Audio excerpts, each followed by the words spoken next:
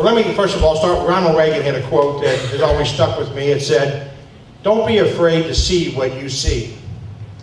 And I don't like what I see going on in America. I see the greatest generation being followed by America's worst generation, my generation. And that just can't happen. That just can't happen. That's why I'm standing here today. We've got to change that. I believe we the people has been fundamentally transformed to we the government. That can't stay. We need somebody that wants to go fight. A lot of people say to me, well, why are you running, Tom? You're one of 435. What can you do? You've never been in political office before. You're going to be a junior freshman, whatever, a grade school, whatever they call you when you get there. Why in the world do you think you'll have any relevancy when you go? Well, I'm a business guy. I teach leadership. I write books about leadership. And a leader gets out of bed every day with one simple thought. Today, I'm going to change the world. You don't when you come home. The next day you get out, I think it's probably going to be today. And if you don't get out of bed and go to Congress every single day thinking that you are going to change the world, please don't go. Because that's what we need right now. We need tough fighters who believe they can change the world. And can one person change the world? What about Ronald Reagan? You ever heard of a guy named Tim McCarthy? Tim McCarthy is the only guy who worked at the Secret Service who ever took a bullet for the president. Ronald Reagan. A couple months into his presidency, he took a bullet. Ask Ronald Reagan if one person out of so many can't change the world. Because Ronald Reagan did change the world, and one person, an unknown person, nobody's ever heard of, did his job.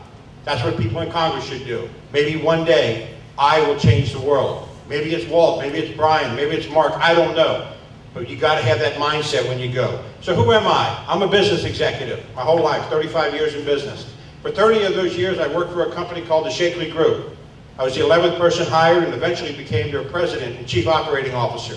We built it from $500,000 in revenue to $70 million. I build stuff. And then I go around the country taking stuff that doesn't work and make it work. If we have a division that's spending $1.32 for every dollar they take in, it was my job to figure out how to get it down to 65 cents and make it better. Much like the job I'm applying for here. We need a business mindset that's going to say, we're spending $1.74 of every dollar we take in. We've got to reverse that. A lot of candidates talk about we've got to balance the budget. And what happens when you balance the budget in the private sector? You get fired. Because you got to make a profit. You're never going to reduce the debt unless you do more than balance the budget. So it takes a business mindset, a business skill. So that's what I've done for 30 years. I now have my own Tom Wurtz Consulting, which teaches leadership and profit to organizations. I'm the author of 3 books on, guess what, business and leadership. And for the last 18 months, I've been running around Northern Kentucky, fighting with the Northern Kentucky Tea Party, standing for limited government, fiscal responsibility, and the free market. That's all I've done. I fought library taxes. I fought our energy, our sanitation, our water, illegal immigration I was involved, our area planning. You name it, I was out fighting. I've written 125 different articles on all of our problems dealing with big government. Many have been published in the papers in Northern Kentucky. That's what I've been doing.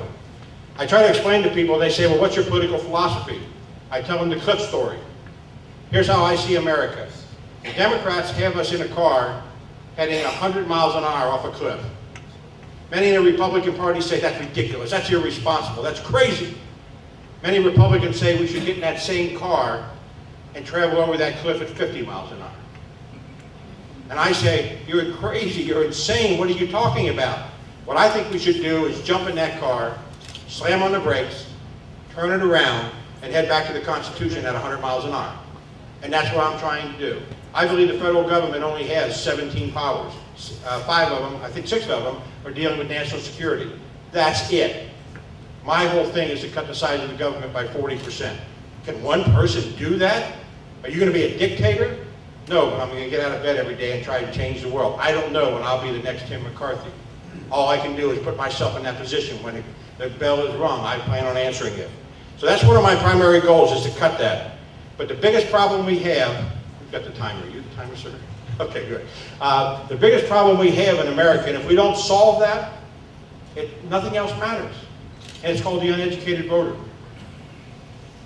Only about 10% even vote in the primaries. How many people do you know uneducated voters? I know a bunch of them.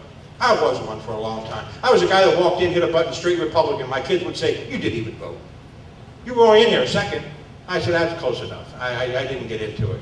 So when I talk about the uneducated voter, when you ask people, why are you voting? They say, well, because Aunt Betty's uncle, niece's, nephew's cousin is now running, and I think he cut my grass once. That's as deep as most people go. And these are the people that were deciding elections. Guys, we have to do our jobs. As Mark makes a good point, seven of us have raised our hand and said, Coach, put me in. We're doing our job. My website says it all. You won't see my card on the table because here's my card. And here's what it says. I don't want your money. I want 4 minutes of your mind every Monday, Wednesday, and Friday to read my political articles. You'll learn more about my principles than all the other candidates combined. I ask you to go to tomwurtz.com. I have over 65,000 words of all the issues and my positions. You'll learn all about crawling around in my mind what I think. If you think I'm the best candidate, great. If you think I'm an escapee from One Flew Over the Cuckoo's Nest, don't vote for me. I wouldn't vote for me either. But check it out. How many of you have checked out all 7 websites of the candidates? See, we have a problem. We have a problem. Please check us out. Get the best candidates. And please go to tomwurtz.com. See myself or my wife if you'd like a card. And I appreciate your support if you think I'm the best candidate. Thank you for listening.